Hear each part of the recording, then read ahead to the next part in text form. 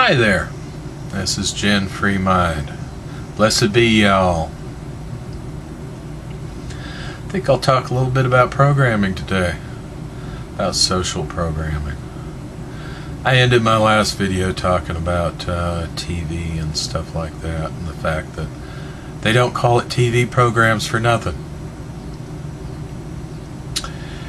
And everybody's been programmed their entire life. And it starts with your family when you're growing up. And I don't get me wrong that I'm faulting families or anybody, because they've been programmed before. And all they know is to let that, take that on to the next generation. It's all they know, so that's what they teach their next generation. But I've seen there was a good time in the late 90s, and then after 9/11, when people were really waking up and really saying how the world was not how it seemed to be. And there was quite a few radio programs and some internet programs and internet sites. And it's the first time that the internet actually put a lot of information out there so people could access it. And I've seen since those times how all of those outlets have started to toe the party line, to agree more with mainstream science, and you try to look up something on the internet, and you put in a search term and all you get is some band by that name or something like that. And it's gotten a hell of a lot harder to be able to find the stuff. What I've done with a lot of stuff is I've looked for a lot of books that are like free ebooks and things like that. There's still a few websites out there that you can get some free ebooks on magic stuff. This is stuff that's in the public domain. The copyrights have expired and stuff like that. And a lot of it's old, I will say that. A lot of it is older stuff that still has valuable information in it. You have to wade through a lot of the language in it, though, because there was a certain amount of programming even in that, because they were trying to keep out the people that they thought hadn't been initiated into this, and this may be dangerous, and it's kind of the baby and the hand grenade type thing. You don't want to give a baby a hand grenade. But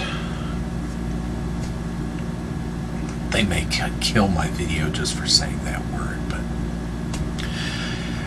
who knows?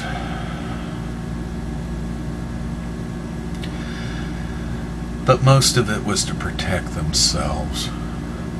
They wanted to protect the knowledge for themselves and not share it outside of certain circles, so they could have whatever power they had over people, over society, things like that. And most of the people didn't even know to go look for this stuff. I never knew the occult section in the bookstore even existed until, like 1999, I never knew it was even there to be found. I never knew people wrote about that sort of stuff in the public domain, because I was always taught that, this is evil, and you weren't supposed to touch that sort of stuff, and how could they have that in a regular bookstore, it just wouldn't happen, you know. So I didn't even know to look for it. And nowadays there's a lot of stuff in the bookstore that's, I'd call it fluffy bunny stuff. It's a lot of feel-good stuff, and I don't know. It's hard to tell people without sounding like a purple poobah pillow sitting sort of guy, you know, which I don't want to be. I never wanted to be a guru.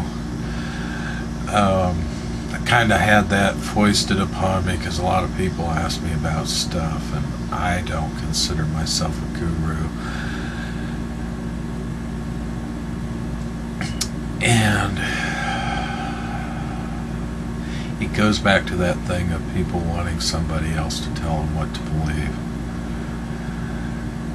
And a lot of times the person they're asking has been the one that actually went and asked the questions and did the meditation and worked with the spirits to actually find those answers.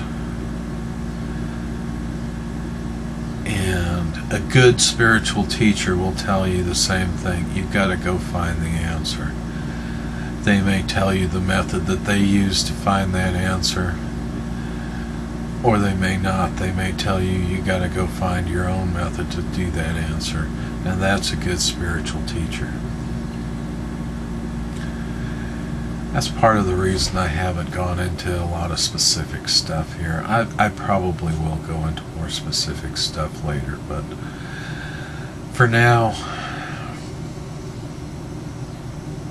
read, people, read.